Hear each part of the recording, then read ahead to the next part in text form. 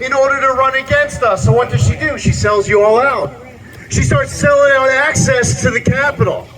All this pay-to-play corruption. One of the stories, she gets somebody who does a fundraiser for her, and then 4 days later, she suspends New York's competitive bidding law, and then this company that did the fundraiser for her offers to provide these COVID tests that they don't even make, for a contract of no bid worth over $600 million. And the same day the offer gets made, she ends up agreeing to it, which is over $250 million estimated that comes out of your pocket. She is corrupt. She is pandering to pro-criminal allies in the state legislature. Colleagues who believe that you can't spend enough, you can't tax enough. And as a result, all New Yorkers, regardless of whether you're Republican, Democrat, Independent, it doesn't matter. As New Yorkers, we have to take back our state on Tuesday, November 8th. We're fighting for our state. We're fighting for our country, for our lives, for our families. Did you see the new ruling from the CDC this week? They're trying to add the COVID vaccine mandate to their schedule for children. Kathy Hochul, when she was weighing in on this last year, she was sending a very strong message to parents. You better get your kids the COVID vaccine or else. Well, I'll tell you what, I can't possibly disagree with Kathy Hochul on this more strongly. As governor, I will totally oppose the COVID vaccine mandate, whether it's being proposed on kids in school, higher education, for employment, or anywhere else. Nobody should be fired for what is a personal decision. If you want to get it, get it. If you don't want to get it, don't get it.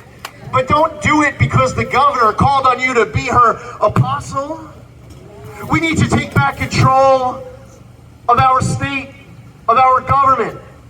The people are in charge of government, not the other way around. Public service is about serving the public, not being served by the public.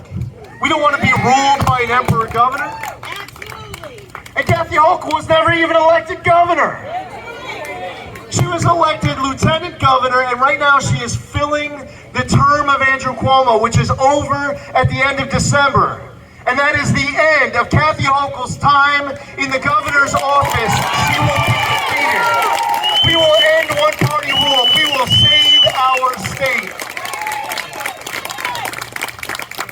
I was asked last Sunday morning, I was doing an interview with Maria Bartiromo on Sunday Morning Future. She asked me, what are you going to accomplish in your first 100 days? Good question. But I said, what I'm actually thinking about is what can we accomplish in our first 100 minutes?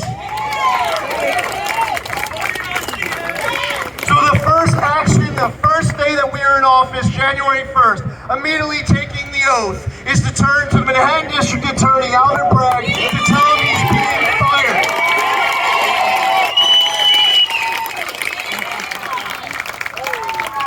Now listen, I'd love to be able to work with anyone in the state legislature. I don't care what party you are, I don't care what your ideology is. If you want to come to the table, I'll meet you halfway. Let's have a conversation. We have to cut taxes. We have to roll back these pro-criminal laws. There's a lot that needs to get done to restore freedom to the people. You wanna sit down and talk? I'm all for talking to anybody. But I'll tell you what, this legislature says that they haven't gone far enough in passing pro-criminal laws. If you're not going to come to the table to talk about fixing it, to take back our streets, on day one, we are going to declare a crime emergency in the state of New York. And we are going to suspend New York's cashless bail law and all of these other pro-criminal laws as well. We're going to force them to come to the table. It's their job. That's right. And it's the will of the people. People are changing their behavior on New York streets. We're hearing it on subways. When I'm in the city, somebody tells me that they're not riding the subway at the same time. Or maybe when they do ride the subway, they're taking off their yarmulke. They're Jewish. They're afraid of being attacked. Their wife doesn't ride the subway, they tell me. The woman says she does ride the subway, but when she does, she's hugging a pole or grabbing a guardrail because she's afraid of being pushed in front of an oncoming subway car. So yesterday, Kathy Hochul does a press conference, and she says that she has a plan Breaking news. Her plan says that there's people who are emotionally disturbed persons on the street, and she knows we know who they are. And what we need to do is put the emotionally disturbed person off the street and in a bed. Okay, you have my attention. And the plan calls for 50 beds. 50?